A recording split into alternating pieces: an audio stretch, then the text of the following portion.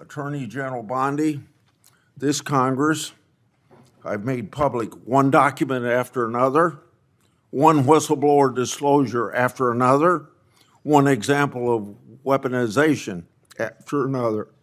So to our average constituent, this is all history, but it's all pointing out the wrong of government, using the power of government to go after people that are political people you don't like.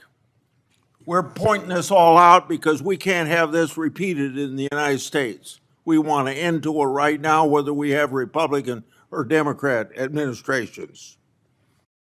All evidence of your predecessors' total failures. It's time for accountability.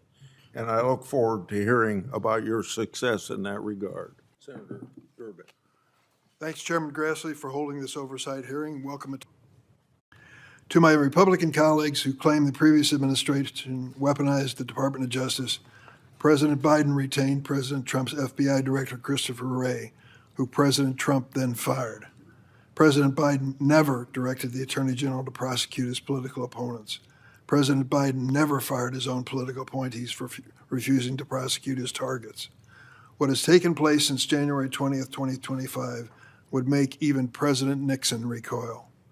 This is your legacy, Attorney General Bondi. In 8 short months, you have fundamentally transformed the Justice Department and left an enormous stain in American history. It will take decades to recover. Do you affirm the testimony you're about to give before this committee will be the truth, the whole truth, and nothing but the truth, so help you God? Please. They are a critical reminder of our central mission here at the Department of Justice, protecting the safety and security of the American people. That is why, even when the government is otherwise shut down because of the Democrats, the department's law enforcement officers and prosecutors are hard at work fighting crime, keeping our streets safe, and protecting you from the threats, foreign and domestic. ATF has taken more than 23,000 illegal guns off our streets, 3,400. When I was confirmed as the 87th Attorney General of the United States, I took office with 2 main goals: to end the weaponization of justice and return the department to its core mission of fighting violent crime. As to ending the weaponization of justice, we learned that former FBI secretly investigated you and your colleagues. Why? They wanted to take President Trump off the playing field. They were playing politics with law enforcement powers and will go down as a historic betrayal of public trust. This is the kind of conduct that shatters the American people's faith in our law enforcement system. We will work to earn that back every single day. We are returning to our core mission of fighting real crime.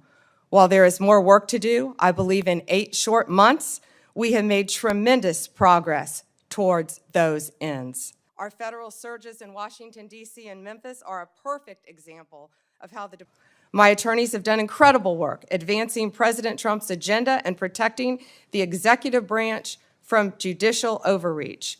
We've been sued more than 400 times since January 20th. Judges have issued more than 90 temporary restraining orders against us, more than the previous several administrations combined. Despite the unprecedented degree of activism we've seen from the lower courts, we have never ignored a court order. And why would we? We have secured a historic 22 victories at the Supreme Court alone, with more to come. Our civil rights attorneys are fighting discrimination and anti-Semitism.